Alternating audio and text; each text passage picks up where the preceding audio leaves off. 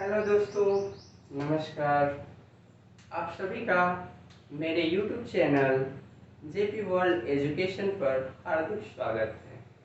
मैं जयप्रकाश आप सभी को आज एक ऐसे महान वैज्ञानिक, एक ऐसे सदी के महान वैज्ञानिक के बारे में चर्चा करेंगे जिन्होंने अपना पूरा जीवन विभिन्न प्रकार की खोज और विभिन्न प्रकार के आविष्कारों पर बिता दिया। आज हम एक ऐसे वैज्ञानिक के बारे में चर्चा कर रहे हैं या चर्चा करने जा रहे हैं जिन्होंने जब वैज्ञानिकों से भरी सभा में ये कहा था कि मैं एक ऐसे यंत्र की खोज करूंगा जिससे जिस प्रकार दिन में उजाला होता है उसी प्रकार रात में भी उजाला होगा, तो वहां पर उपस्थित सभी लोगों ने उनका मजाक बनाया था, उनका हंसी उड़ाया था। और यही मजाक और हंसी उस व्यक्ति में एक ऐसा जुनून और रुतबा ला दी जिसके कारण आज उस खोज से आज सच में पूरी दुनिया जिस प्रकार दिन में उजाला होता है उसी प्रकार रात में भी उजाला रहता है, जिसके कारण आज हम डे नाइट मैच खेलते हैं।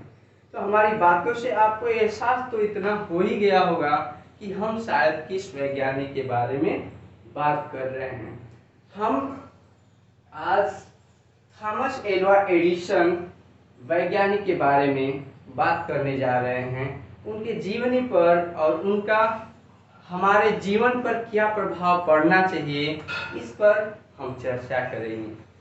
तो वैज्ञानिक का नाम है थॉमस एल्वा एडिसन, जिनका जन्म 11 फरवरी सन 1847 ईस्वी को अमेरिका में हुआ था। यानी थॉमस एल्वा एडिसन का जन्म 11 फरवरी सन 1847 ईस्वी को अमेरिका में हुआ था, और जिनके पिता का नाम सैमुअल था जो पॉलिटिकल एक्टिविस्ट थे, और माता का नाम नैन्सी था जो स्कूल टीचर थी।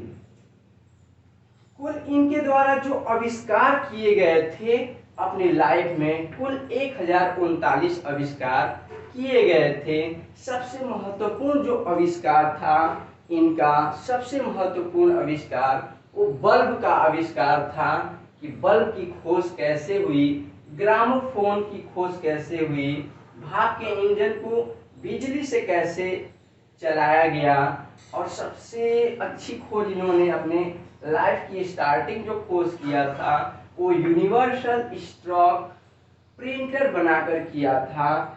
जब उन्होंने ये प्रिंटर बनाया तो इनको ये एहसास नहीं था कि ये प्रिंटर कितने में बिक सकता है। इनको उस समय के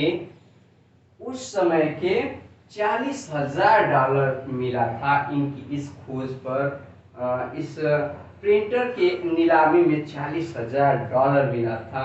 ये उस समय की बात है जब हमारा देश जो आज़ाद हुआ उससे 100 साल पहले की ये सब बात है। तो उस समय $40,000 बहुत बड़ी रकम थी।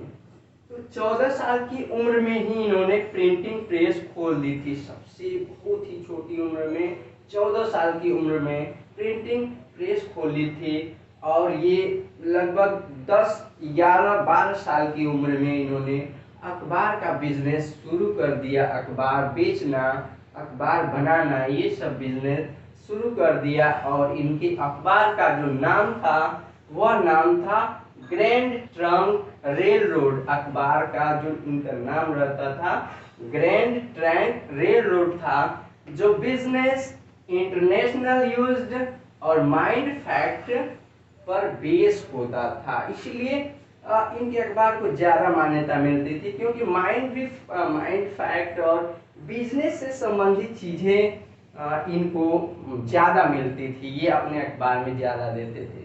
इससे भी सबसे बड़ी बात ये थी कि इनकी जो माता थी वो बहुत इनको इंस्पायर करती थी। वो कहती थी कि बेटा, तुम्हारे लिए ये आसमान, ये जिंदगी फिर नहीं मिलने वाली है। इसको जितना खुल करके जीना चाहते हो, जितना खुल करके जी सकते हो, जी लो। आई विल सपोर्ट यू, मैं हमेशा तुम्हारा सपोर्ट करूंगी।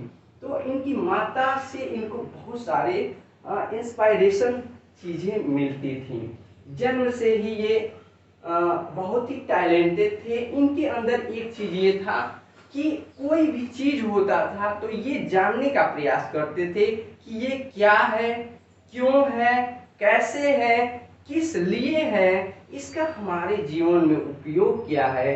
इतनी सारी चीजें इनके माइंड में, हर एक चीज, हर एक टॉपिक पर इनके माइंड में ये सब क्वेश्चन स्टार्ट होते थे कि यह है क्या, यह क्यों है, यह किस लिए है। और इसी कारण इनको स्टार्टिंग में, जब छोटे बच्चे थे, जब इनको स्कूल भेजा गया था, तो वहाँ के टीचर, वहाँ के जो इनके दोस्त थे, इनको मंद बुद्धि वाला बालक समझते थे, क्योंकि ये टीचरों से इतने ज्यादा क्वेश्चन करते थे, इतने ज्यादा पूछते थे कि टीचर को लगता था कि ये आउट ऑफ सिलेबस है, ये हमारे सिलेबस से बाहर है, ये फालतू चीजें पूछता है। और जिसके कारण टीचर परेशान होकर के आकर के एक बार इनके घर पर शिकायत भी किए कि मैम, आपका ये जो लड़का है ये बहुत ही उदंड किस्म का है, बहुत ही मंद बुद्धि बालक है, यह ऐसे उटन पटन सवालों को पूछता है जिसका कोई जवाब नहीं होता है, या जिसका जवाब देना हम उचित नहीं समझते हैं। जिसके कारण उनकी माता को भी थोड़ा सा स्टार्टिंग में तो लगा कि हमारा बच्चा ऐसा है, लेकिन जब वो घर में काम करते थे, जब पढ़ाई में मन लगाते थे, तो माता को भी एहसास होने लगा कि नहीं, हमारा बालक मंद बुद्धि बालक नहीं है, इसमें बहुत सारी क्वालिटी है और इस क्वालिटी से यह बालक बहुत आगे जा सकता है। तो उनकी माता जो थी इनको बहुत ही इंस्पायरेशन देती थी। वो देखती थी कि ठीक है, ये घर में ये प्रयोग कर रहा है, शीशी को उलट पुलट कर रहा है, और भी बहुत सारे चीज़ों पर ये ध्यान दे रहा है। और शायद उस समय के टीचर जब ये क्वेश्चन पूछते थे तो टीचर बताना, उतना क्वेश्चन का जवाब देना सुटेबल नहीं समझते थे। वो ये सोचते थे कि अभी तो बालक की उम्र 10 साल, 11 साल, 12 साल है, और ऐसे ऐसे क्वेश्चन पूछता है कि जैसे बुजुर्ग लोग भी नहीं पूछेंगे, ये ऐसी मतलब कुछ भावनाएं रहती थी, जिसके कारण इनको स्कूल से भी निकाल दिया गया था। तो कुछ देर तक तो इनको बुरा लगा होगा, लेकिन फिर बाद में जब इनकी माता ने, इनकी मम्मी ने बहुत सारा सपोर्ट दिया, तो इनको एक, इनके अंदर एक आत्मविश्वास पैदा हुआ, एक जुनून पैदा हुआ कि आई विल डू इट, मैं जो चाहूँ उसको कर सकता हूँ।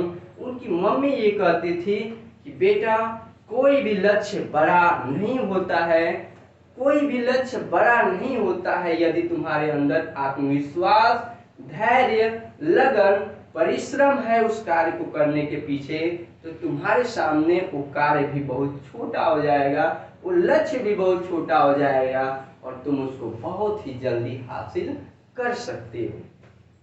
तो उनकी मम्मी से जो इंस्पायरेशन मिलता था, उनके फादर से भी जो इंस्पायरेशन मिलता था, उससे वो बहुत खुश रहते थे कि चलो भाई, हम स्कूल नहीं जा रहे हैं, ठीक है, लेकिन हम कुछ अलग करेंगे, जो लोगों से कुछ अलग होना चाहिए, जिससे लोगों को लगे कि हाँ, इस बंदे में कुछ क्वालिटी है, इस बंदे में कुछ गुण है, जिसके कारण ये कुछ अलग कर सकता है।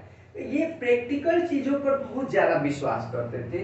ये पढ़ते थे, लेकिन प्रैक्टिकली जो नॉलेज होता है उस पर बहुत सारा विश्वास करते थे।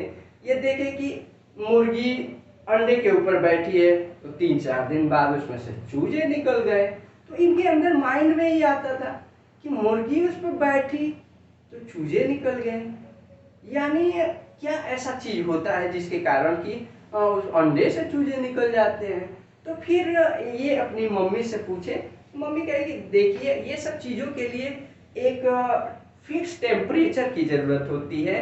वह फिक्स टेम्परेचर वो मुर्गी के जो पंखे होते हैं उससे मिल सकता है, जिसके कारण उससे बच्चे निकलते हैं, अंडे से बच्चे उत्पन्न होते हैं। तो इनको लगा कि हम वहाँ पर एक टेम्परेचर अवेलेबल कर दें, बना दें, तो हो सकता है कि वहाँ पर भी बच्चे चूजे निकल जाए। तो क्या किए कि खूब ये गर्मी का कपड़ा जो होता है रेशम वेशम का कपड़ा पहन करके उस अंडे पर सोचे कि बैठ जाए, इसमें हम भी प्रैक्टिकल करते हैं, ये होता है कि नहीं। तो बैठ गए तो उनका तो सारा पैंट वैंट जो भी था वो बेकार हो गया। लेकिन उनको प्रैक्टिकल से एक चीज सीखने को मिली कि हर काम को करने में कुछ अलग तरह की, अलग तकनीकी, अलग सोच की जरूरत होती है, और उस सोच को अगर हम विकसित करेंगे तो शायद हम बहुत आगे जा सकते हैं, बहुत ही आगे जा सकते हैं। उनका यही विचार था कि कोई भी लक्ष्य बड़ा नहीं, जीता वही जो डरा नहीं।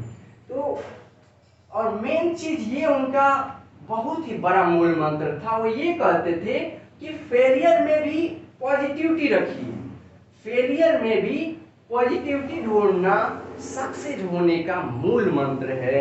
यानी अगर आप असफल हुए तो ऐसा ये मतलब नहीं कि आप जिंदगी से हार गए, आप उस चीज को नहीं कर सकते हैं, आप जरूर कर सकते हैं, बट उसके लिए लगन होना चाहिए। ये हमारे थॉमस एल्वा एडिसन ने ये करके दिखा दिया कि अगर हमारे पास जुनून है तो हम 10 बार नहीं, 1000 बार नहीं, 10,000 बार भी हार करके और लास्ट में हम बल्ब की खोज कर सकते हैं। इसको कोई हमें रोक नहीं सकता है। ये उन्होंने करके दिखा दिया। आज के समय में या बहुत सारे 99% ये चीजें देखने को मिलती है कि हमारे स्टूडेंट लाइफ में ही एक क्वेश्चन मैथ का या कुछ कोई भी सब्जेक्ट का एक क्वेश्चन नहीं लगा, पहली बार नहीं लगा, दूसरी बार नहीं लगा, तीसरी बार नहीं लगा, चौथी पांचवी बार तो कापी उठा के इधर उधर कर रहे थे। यार ये हमसे लग ही नहीं सकता है। यही आत्मविश्वास हम में कम कर देता है, और ये आत्मविश्वास उनमें 100% लेवल पर था, जिसके कारण उन्होंने बल्ब की खोज किया। ये बहुत बड़ी चीज है। जिस समय लोग कोयले की अंगीठी की आग से पढ़ाई करते थे, जिस समय लोग चांद की रोशनी में बैठकर रात में पढ़ाई करते थे, जिस समय लोग लैंप और बनी दिया जला करके पढ़ाई करते थे, उस समय वह बालक पढ़ाई करके एक ऐसे यंत्र की खोज किया कि दिन में जिस तरह उजाला होता है उसी प्रकार रात में भी उजाला है। ये बहुत बड़ी बात है। वो असफलता में भी सफलता ढूंढने का प्रयास करते थे कि असफल हुए तो क्यों हुए, क्या रीजन था, इसका कोई ना कोई तो रीजन है असफल होने का। उस रीजन को हम जान करके फिर प्रयास करें, हो सकता है हमारा जो अगला प्रयास है वही सफलता की ओर ले जाए। तो ये सारी चीजें उनमें कूट कूट के भरी थी। आत्मविश्वास कूट कूट के भरा था कि आई कैन डू इट, मैं इसको जरूर कर सकता हूं। मैं इंसान हूं तो पूरे प्राणियों में इंसान की बौद्धिक क्षमता, बुद्धि लब्धि सबसे अधिक है, सर्वाधिक है, मैं इसे 100% कर सकता हूं। और यही उनमें जो आत्मविश्वास था वो उनको ऊंचाई और शिखर पर ले गया। उन्होंने ये कहा कि जो पॉजिटिविटी होती है, सकारात्मक सोच होता है, उसको आप विकास कीजिए। अगर किसी भी चीज के बारे में निगेटिविटी आपके माइंड में आ गई, निगेटिविटी सेट हो गई, तो आप उस कार्य को नहीं कर पाएंगे, नहीं कंप्लीट कर सकते हैं, नहीं सोच सकते हैं कि वो हम उस टारगेट तक पहुंचेंगे। यानी निगेटिविटी आपके पैर को हमेशा हमेशा के लिए पीछे खींचेगा, चाहे वो किसी भी क्षेत्र में हो। आप हर क्षेत्र में पॉजिटिविटी पर विशेष फोकस कीजिए, और पॉजिटिविटी इंसान को दूसरे इंसान से जोड़ता भी है और दूसरे इंसान के प्रति व्यवहार क्या है ये पॉजिटिविटी भी बता देता है। यानी आप अगर दूसरों के बारे में अच्छा सोचेंगे तो अगला भी भले उस समय अच्छा नहीं सोचेगा, लेकिन कुछ समय बाद उसको भी अनुभव होगा कि यार वो हमारे लिए पॉजिटिव थिंकिंग रखता है, वो सकारात्मक विचार रखता है, हमको भी उसके बारे में सकारात्मक विचार रखना चाहिए। इसका मतलब सिर्फ ये है कि सकारात्मक जो सोच होती है वो सफलता की ओर ले जाती है। यानी path of success is positive thinking. कितनी बड़ी चीज उन्होंने दिया कि path of success is positive thinking. हमें पॉजिटिव थिंकिंग अपने माइंड में रखना है, पॉजिटिव थिंकिंग का ग्रोथ करना है अगर हमें सक्सेस होना है तो। और यही पॉजिटिव थिंकिंग उनको अर्श से शीर्ष तक ले गई। यही पॉजिटिव थिंकिंग जिन्होंने अपने जीवन काल में मात्र देखिए 11 फरवरी सन 1847 से 18 अक्टूबर सन 1931 ईस्वी तक जिए। 100 वर्ष भी नहीं जिए। मान लेते हैं कि 80 वर्ष ही जिए, 82 वर्ष ही जिए, लेकिन 82 वर्ष में 1039 यंत्रों का आविष्कार करना अपने आप में एक बहुत ही बड़ी बात होती है। ये सदी के महान नायक, महान हीरो जिसको कह सकते हैं, महान वैज्ञानिक ये थे जिन्होंने इतने सारे इंस्ट्रूमेंट की खोज की जो वैज्ञानिक पद्धति में इतिहास में अमर हो गया।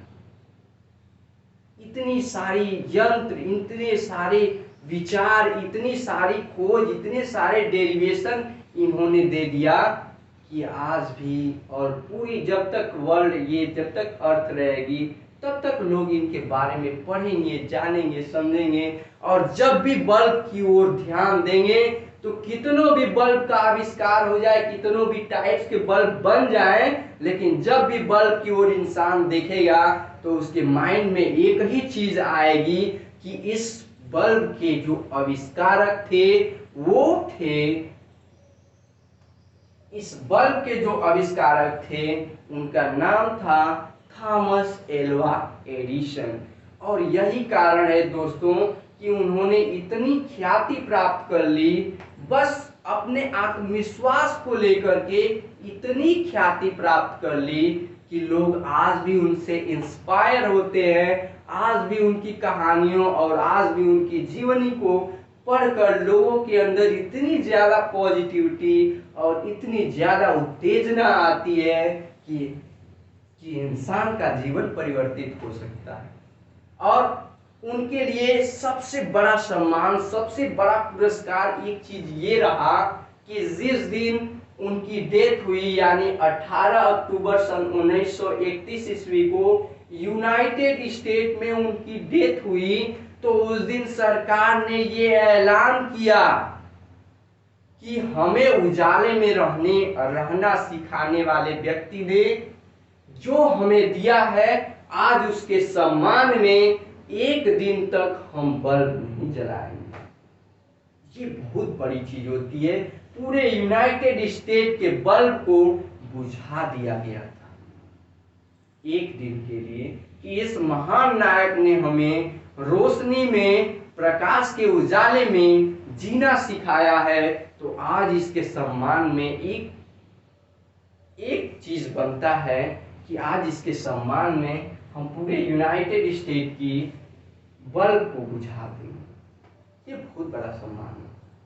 यानी अपने लाइफ में कुछ ऐसा कर गुजरिए कि लोग आपके जाने पर भी ऐसी यादगार बन जाए आप कि आपके जाने पर भी लोग आपको समझें, आपकी क्वालिटी को नजरअंदाज न कर पाए।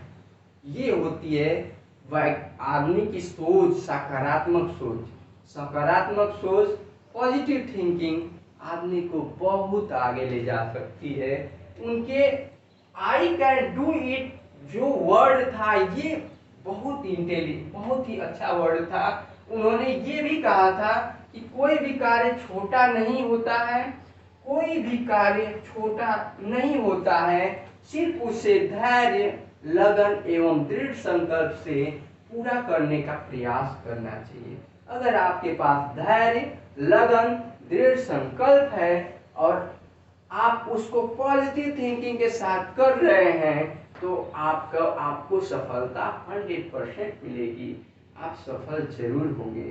तो आज के वीडियो में सिर्फ इतना ही दोस्तों, और फिर अगले वीडियो के लिए हमारे चैनल को लाइक कीजिए, सब्सक्राइब कीजिए और इसी तरह मोटिवेशनल वीडियो देखने के लिए हमारे YouTube के नोटिफिकेशन बेल बटन को भी दबाइए। Okay, thanks very much, best of luck.